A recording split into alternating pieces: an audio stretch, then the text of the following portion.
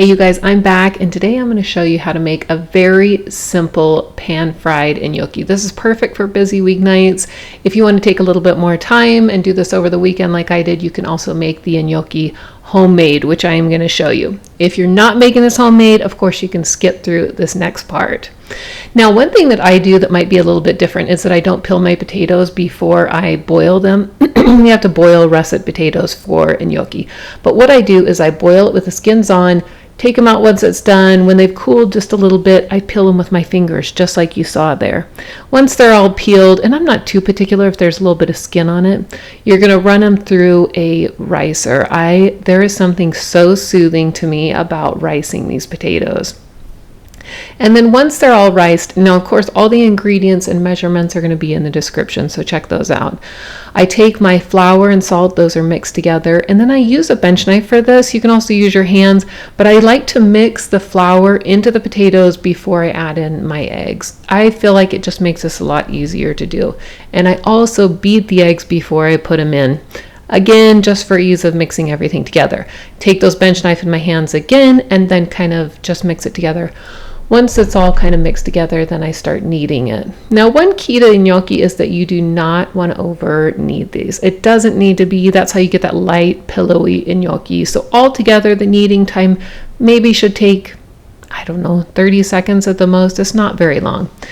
And then once it's done, I like to dust the countertop, and then we're going to divide it into 6 pieces. You can do your logs longer than this if you want. You can divide it into 4 pieces or even 2 and have a really long log. And then each one of these pieces, again, we're just dusting lightly with flour every time. We're going to roll these out. Once they're rolled out, we're going to cut them into very small pieces. Gnocchi can be different sizes. You can choose what size you want. Just know if you go a little bit bigger, you cook a little longer, smaller. Of course, you don't need to cook as long. Now, I love to use the gnocchi board. They're very inexpensive. You can get them on Amazon for just a few dollars.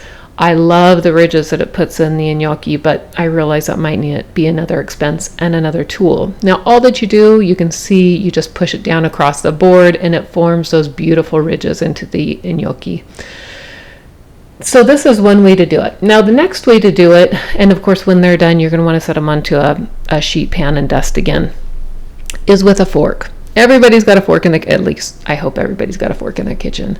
Another way to do this is just to run it down the tines of the fork. Now you can see that the ridges, of course, aren't as pronounced. They're not as deep, but it's still really beautiful and it tastes the exact same. So once your gnocchi is prepped, we're gonna boil the gnocchi. Now this is gonna be cooked twice because we boil it to cook it essentially, and then we're gonna also pan fry it. So you don't want to overdo it at this part right here because you don't want that gnocchi breaking up when you're pan frying it.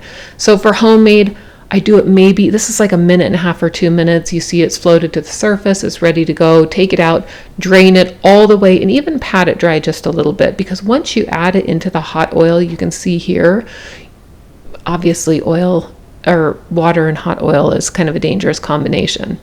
So here it is, it's pan fried, it's ready to go. It took just a few minutes because the pan is hot, the oil's hot. We're gonna add in our pesto.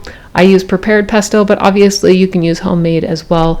Mix this all together. Once it's mixed, it goes into your serving bowl. You can top it with grated parmesan, pine nuts, or you can shave it like I did. Now you can see how simple this was, especially if you use prepared gnocchi. This comes together in minutes. Now, as always, don't forget to subscribe. You don't want to miss any new videos coming out.